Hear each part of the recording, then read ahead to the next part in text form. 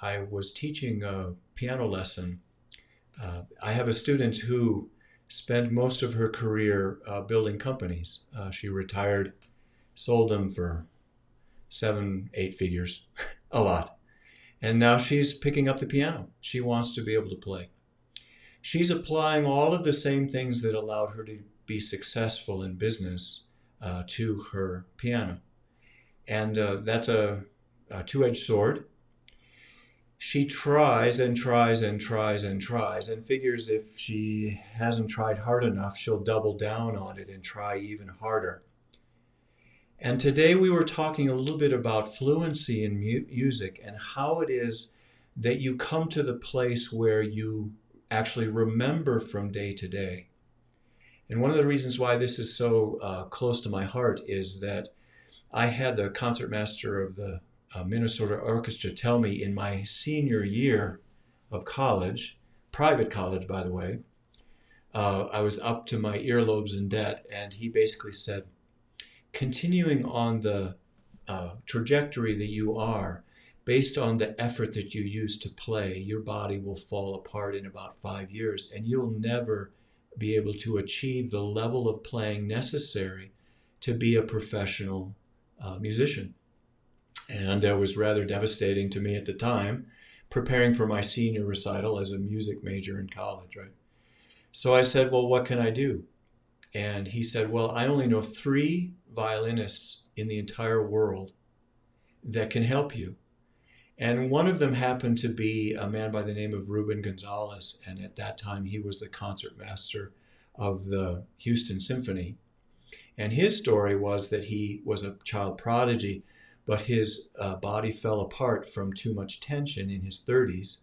And he had to re-teach himself how to play with the minimum amount of effort. So Lee Foley was the concertmaster in Minnesota. He said, well, let me put you in touch with him and maybe he would be willing to work with you.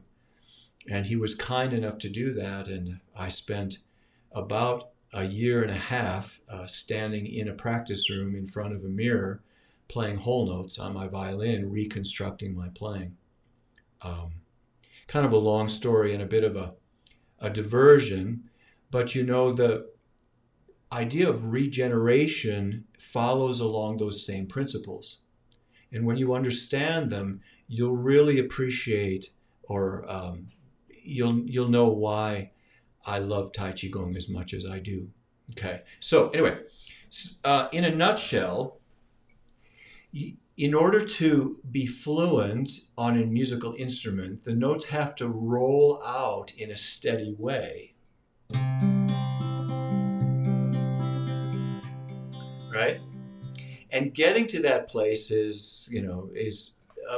takes time, but it can be done. And what's interesting is that if you were to provide the contrast, most people identify it in a heartbeat.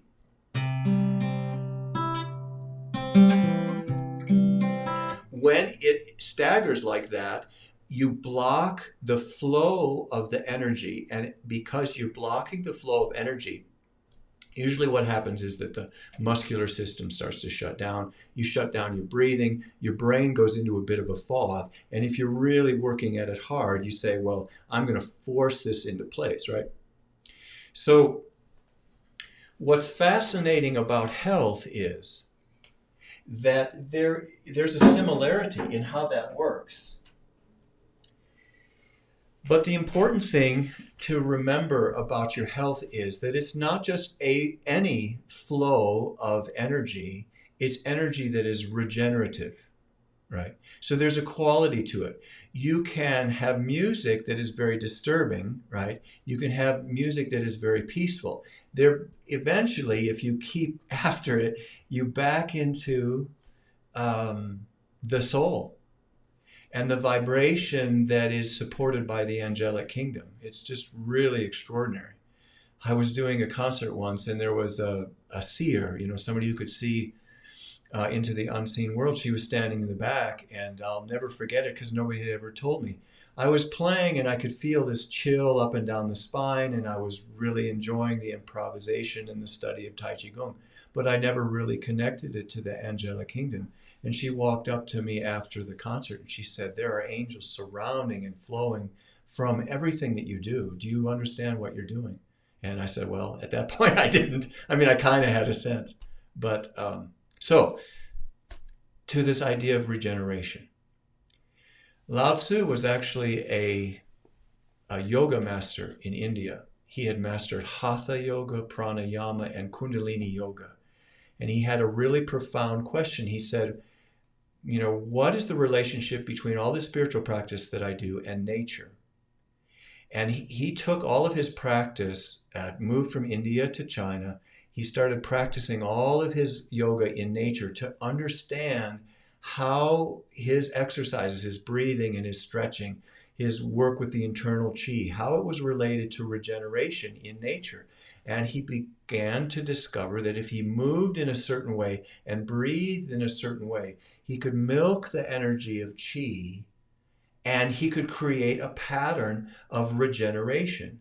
It's a flow of energy that has a particular quality. Okay, so that's the foundation of the Tai Chi Gung system. The idea is that you come to a recognition of a quality of energy that is regenerative, and you move and breathe in a way that supports that. It's very simple, but tremendously profound, and a lot of people will walk right past it because they say, well, it can't be that simple. So before I leave you today, let me just share with you one of the exercises that we do in a regular class. I offer 4 of them every week, live streamed. Live brings the energy of live to the living, right? So it's so you can take one of those classes for free. I just get a little frustrated about how people are wound up these days. And I feel very thankful that I found Tai Chi. Anyway, so the regenerative exercise. Let me show it to you.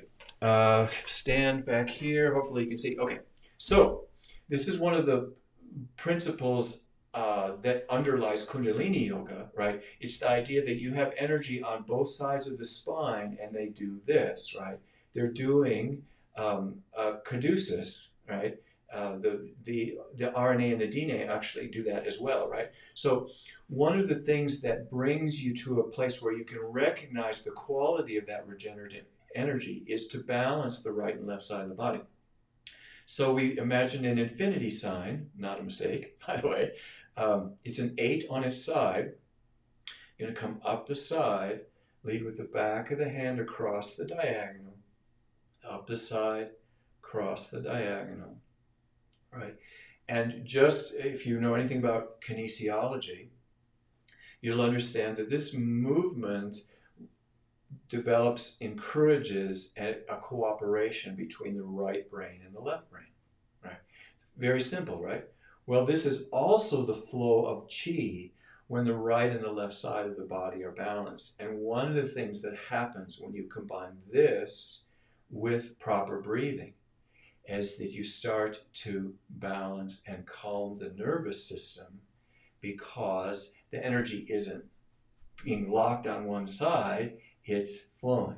So you move and you breathe in the pattern that is regenerative, which is found in nature, and pretty soon your energy field and your breath start to cooperate with earth, water, fire, air, right? And you come to an understanding of those energies. And from that, we build a foundation. What's really cool is you start to be able to feel the energy physically. And a lot of people know the energy only as a mental concept, but we make it physical. We draw it down. So you have something to play with. And, you know, I've been doing it now daily for 34 years. So the feeling of the energy when I do the exercises is as real to me as touching my hand or touching my lips or looking out my eyes. It's that real, and that's an extrasensory function if you want to get all scientific about it. So I'd invite you to take a class. That's the easiest way to learn. You'll experience the energy firsthand, and I'm happy to answer any questions as well. And you can find me and contact me through the Tai Chi site, which is taichigungonline.com. TAICHI GUNG online.com, all one word. Thanks very much.